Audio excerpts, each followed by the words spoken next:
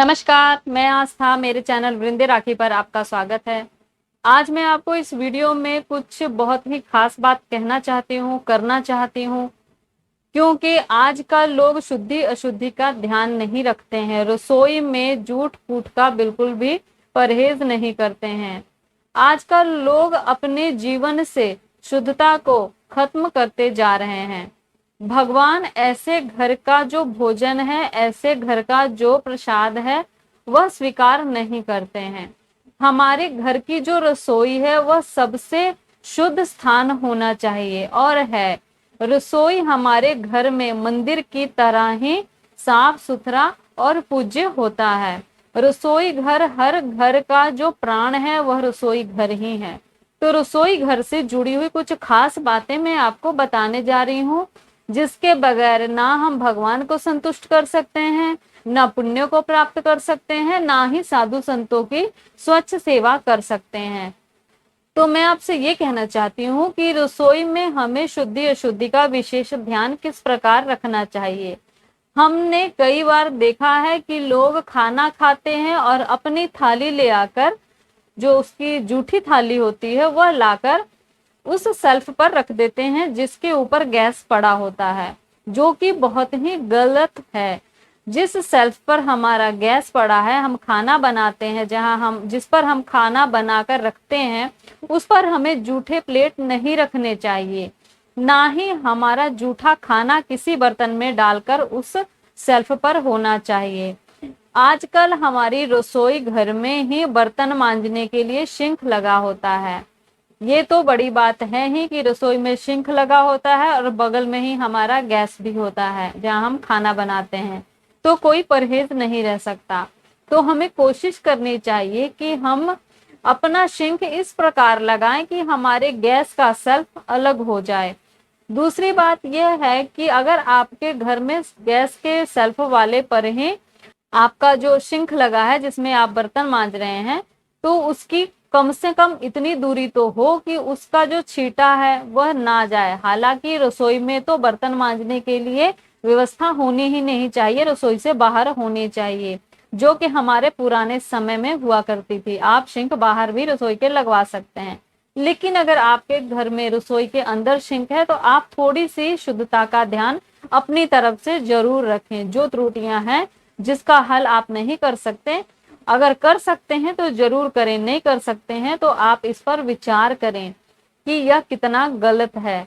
आगे मैं आपको ये बात कहना चाहती हूँ कि आजकल तो उससे भी ऊपर हो गया है कि लोग सिंक इस प्रकार लगाते हैं कि दो सिंक जुड़े हुए आजकल आते हैं, एक में मांजो एक में रखो।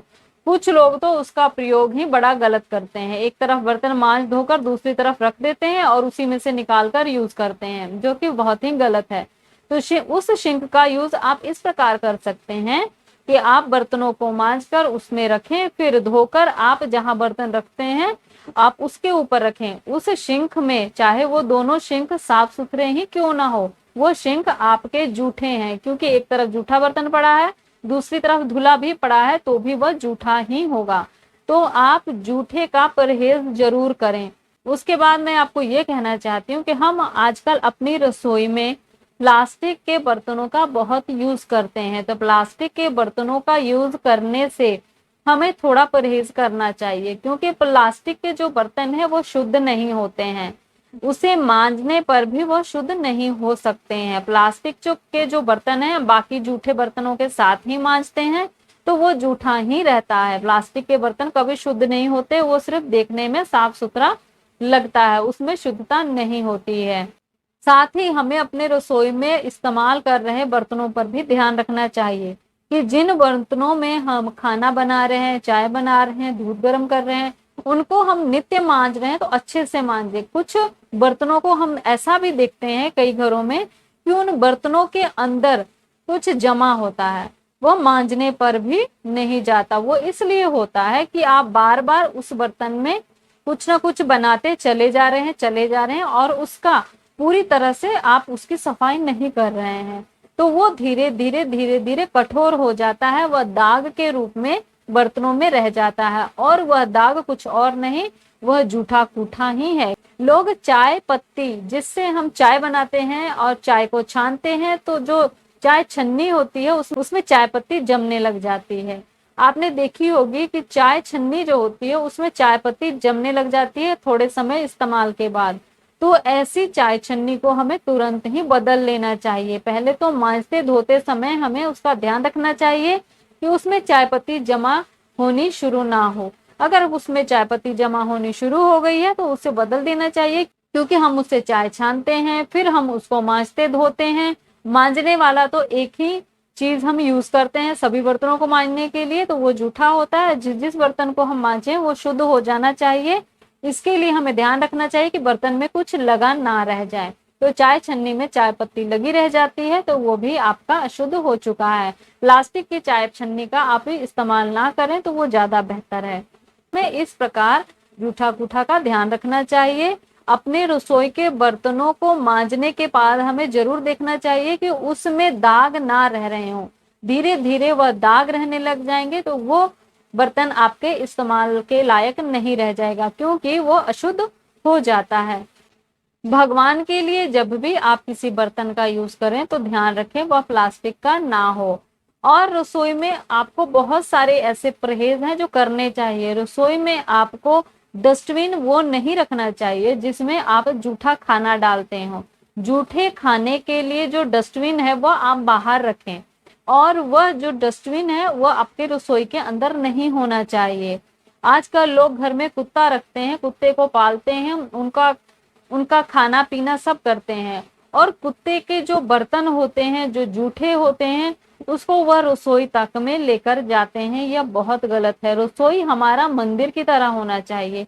रसोई से ही बना हुआ भोजन हम सब खाते हैं। रसोई से ही बना हुआ भोजन हम भगवान को भोग लगाते हैं। रसोई से ही बना हुआ भोजन हम कोई हमारा अतिथि आता है तो उसको खिलाते हैं। अगर आपकी रसोई में ये सब चीजें होती हैं, सेल्फ पर आप जूठे बर्तन रखते हैं, जूठा खाना रखते हैं, या जूठा इकट्ठा करके रखते हैं, या फिर जूठा डस्टबिन रखते हैं, इस प्रकार की चीजें आप अगर अपनी रसोई के सेल्फ पर कर रही हैं, जहां आप खाना बना रही हैं उसी सेल्फ पर आप जूठा कुठा सामान रखते हैं, तो आप ये बहुत ही गलत कर रहे हैं। आपके रसोई का भोजन भोग लगने योग्य तो बिल्कुल भी नहीं है, साधु संतों के योग्य भी नहीं है, ब्राह्मणों के योग्य भी नहीं है। और अपने अतिथि को भी आपको इस प्रकार का भोजन नहीं कराना चाहिए जिस रसोई में जूठ कूट का आप परहेज ना करते हो। अतिथि भगवान के समान होता है, और जूठा खाना और खिलाना दोनों ही हमें नरकगामी बनाता है। हमें कुत्ते में जन्म मिलता है। तो हमें जूठ कूट का विशेष ध्यान रखना चाहिए। घर के फ्रिज में भी हमें जो हम वस्तु रखते हैं उसका ध्यान रखें कि वो जूठा ना हो। आजकल तो फ्रिज में ऐसा भी देखा जाता है कि अपनी बोतल रखते हैं और उस बोतल को मुंह लगाकर पानी पीते हैं, फिर उसे रख देते हैं और अपनी अपनी बोतल डिसाइड करते हैं कि ये बोतल मेरी है, ये बोतल तुम्हारी है, और बड़े आराम से मुंह लगा के उसे पीते हैं। ये बहुत ही गलत है। आपका फ्रिज पूरी तरह से अशुद्ध है। लोग खाना खाते हैं और खाना जो खा चुके हैं बचा हुआ अगर कुछ हो जो उसे रखना चाहते हो तो वो फ्रिज में रख देते हैं। तो ये सब जो चीजें हैं ये बहुत ही गलत है। ये आपकी जीवन में दरिद्रता को लाएंगी, आपके जीवन में दरिद्रता आएगी, आपके जीवन में जो शुद्धि का तो नाश होगा ही, गरीबी का भी आगमन होगा। लक्ष्मी ऐसे घर में बिल्कुल भी निवास नहीं करती जहां जूठ कूट का परहेज नहीं किया जाता है। रसोई में, फ्रिज में, आजकल जो हमारे जीवन में प्रयोग के लिए ये सब जो चीजें हैं इसका हमें सदुपयोग करना चाहिए। शुद्धि अशुद्धि का ध्यान रखते हुए करना चाहिए। रसोई में जो भी हम खाते पीते हैं वो शुद्धता से बनना चाहिए। कभी भी जूठा बर्तन, जूठा भोजन गैस पर नहीं चढ़ाना चाहिए। मान लीजिए आप कुछ खा रहे हैं, आपको लगता है कि इसे गर्म करना चाहिए, तो आप खाते खाते उठाकर उसे जाके गर्म नहीं कर सकते। वो जूठा हो चुका है, वह गैस पर नहीं चढ़ाया जा सकता, क्योंकि जो घर का चूल्हा होता है वह लक्ष्मी स्वरूप है, उस पर अग्नि प्रज्वलित होती है और अग्नि में कभी भी जूठी चीज नहीं डाली जाती है। तो अग्नि पर, गैस पर, चूल्हे पर आपको जूठा बर्तन, जूठी वस्तु नहीं रखनी है। किसी भी चीज को आप खा रहे हैं तो उसे आप उसी तरह खाएं, उसे बाद में गर्म करने के लिए गैस पर ना रखें। जूठा बचा हुआ भोजन भी ना खुद खाना चाहिए ना किसी को खिलाना चाहिए। शास्त्रों में तो ये भी कथा आई है कि जो खाना खाते खाते किसी भी कारण से उठ जाता है और दोबारा उस खाने पर बैठकर उस भोजन को करता है, तो वह भोजन उसके लिए बिल्कुल भी अच्छा नहीं है। वह भोजन उसके प्राणों को भी ले सकता है।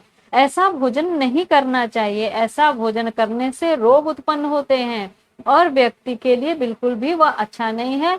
तो भोजन करते समय कभी छोड़कर उठना नहीं चाहिए और उसे दोबारा नहीं खाना चाहिए। इसी प्रकार छोड़ा हुआ भोजन किसी को देना भी नहीं चाहिए, उसे दोबारा खाना भी नहीं चाहिए। आप उतना ही लेकर बैठे जितना आप खा सकें, ताकि आपको छोड़कर बीच में उसे ना खाना पड़े। रसोई में जो हम ये कार्य करते हैं, शुद्धि अशुद्धि का बिना ध्यान रखे, तो इससे लक्ष्मी रुष्ट होती है। लक्ष्मी रुष्ट होने से गरीबी आती है, घर से लक्ष्मी चली जाती है। और जो भोजन जूठा कूठा होता है वो किसी के लिए भी लाभकारी नहीं होता है। खाने वाले के लिए भी वो नुकसानदायक है, खिलाने वाले के लिए भी वो नुकसानदायक है। तो घर की रसोई में बिल्कुल भी आप जूठ कूठ ना करें। इससे आपका जो प्रसाद बनाकर जो भगवान को भोग लगाते हैं, उससे आपको कुछ भी प्राप्त नहीं होगा। भगवान शुद्धि चाहते हैं, भगवान को सबसे प्रिय शुद्धता है। तो आप भगवान को जो जहां भोग लगाने के लिए बनाते हो वहां कैसे जूठा कूठा कर सकते हैं। तो अपने घर की रसोई में आप बिल्कुल भी जूठा कूठा ना करें, फ्रिज में जूठा कूठा ना करें। आप शुद्धता का ध्यान रखते हुए रसोई में काम करें। अपने घर में खाना पीना का जो भी साधन है उसको स्वच्छ रखें। आपके घर की जो बनाने के लिए जो आप सामग्री रखते हैं, जो अनाज है, जो सब्जियां हैं, वो सब पहले से शुद्ध होनी चाहिए और बनाते समय भी उसे शुद्धता से बनाना चाहिए। खिलाते समय भी शुद्धता से खिलाना चाहिए, खाते समय भी हमें शुद्धता का ध्यान रखना चाहिए। बचा हुआ जूठा कूठा भोजन हमें इकट्ठा करके रसोई में, फ्रिज में नहीं रखना चाहिए। इससे घर में घोर दरिद्रता आती है, जीवन में गरीबी आती है, लक्ष्मी चली जाती है, लक्ष्मी रुष्ट हो जाती है और घर में आपके किसी प्रकार का लाभ ऐसे कार्यों से नहीं होना है। तो इन सब चीजों से बचें और ध्यान रखें कि जूठा कूठा किसी को भी ना खिलाएं, ना खाएं और ना ही किसी को जूठा परोसें। ना संत जनों के आगे इस प्रकार की रसोई का खाना रखना चाहिए। ये पाप कर्म से कम नहीं है, इससे हमें नरक भोगने पड़ सकते हैं। इसलिए हमें इन बातों का ध्यान रखना चाहिए। और भगवान आपके घर में निवास करते हैं, आप उनको भोग लगाते हैं, उनकी सेवा पूजा करते हैं, आपको इन बातों का ध्यान अवश्य ही रखना चाहिए। तो ये थी जानकारी रसोई के बारे में, फ्रिज में हमें किस प्रकार आजकल जो जूठा कूठा हो रहा है उसके बारे में। तो ये मैंने आपको जानकारी दी, रसोई घर में हमें शुद्धता का ध्यान किस प्रकार रखना चाहिए, नहीं तो हमें किस प्रकार के पाप लगते हैं और हमें इससे कितना बड़ा दोष लगता है। तो इस प्रकार हमें रसोई में शुद्धता का ध्यान रखना चाहिए, रसोई को शुद्ध रखना चाहिए, ताकि हम शुद्धता से भगवान को भोजन का भोग लगा सकें और साधु संतों को भी हम अपने घर का भोजन दे सके, गौ माता को भी दे सकें और अतिथि को भी हम भोजन परोस सके। तो शुद्धता का ध्यान जरूर ही रखना चाहिए। इस प्रकार की वीडियोस मैं हमेशा बनाती रहती हूँ। जो शास्त्रों में बताई गई जानकारियां हैं वो आप तक पहुंचाती रहती हूँ, जो हमारे जीवन में जरूरी है, जिसे हम करके अपने जीवन को सुधार सकते हैं और बहुत सारी सफलताओं को प्राप्त कर सकते हैं। तो ऐसी ही जानकारियों के लिए चैनल से जुड़िएगा, चैनल को सब्सक्राइब करके बेल आइकन को प्रेस जरूर कर लीजिएगा, ताकि आने वाली हर वीडियो आप तक पहुंच सके। तब तक के लिए नमस्कार।